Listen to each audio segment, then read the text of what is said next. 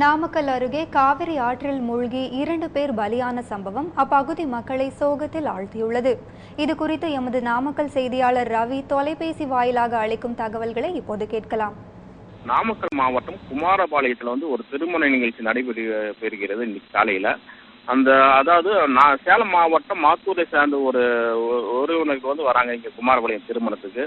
அந்த திருமணத்தின் நிகழ்ச்சியில் கலந்து கொள்வதற்காக வந்தவங்க 9 மணிக்கு தானே முகூர்த்தம். அதனால நம்ம காலையில் 6 மணி 7 மணிக்கு போய் காவிரி ஆற்றுல குளிக்கலான்ட்டு குமாரபாளையத்தில் இருக்கிற காவிரி ஆற்றுக்கு போகிறாங்க. அங்கே தண்ணீர் இல்லாதனால அங்கே ஒரு பெரிய பள்ளத்தில் குட்டை போல் தண்ணி தேங்கி நிற்கிது.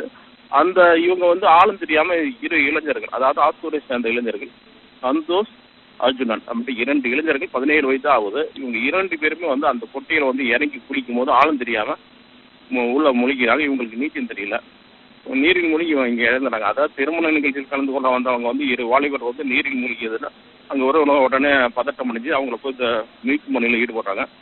பார்த்தோன்னா 2 இளைஞர்களும் இறந்து போயிடறாங்க. இது தொடர்பாக உறவினர்கள் என்ன சொல்லுங்க, எங்கள் பசங்க நீரில் மூழ்கி இறந்துட்டாங்க, இதனால நீங்கள் வழக்கு பதிவு செய்வோண்ணா, நாங்கள் உடலை நாங்கள் சொந்த ஊருக்கு எடுத்துகிட்டு போகிறோன்ட்டு எடுத்துகிட்டு போயிட்டாங்க. இப்போ வழக்கு காவல்துறை வழக்கு பதிவு செய்யவில்லை என்பதான் குறிப்பிடத்தக்கது.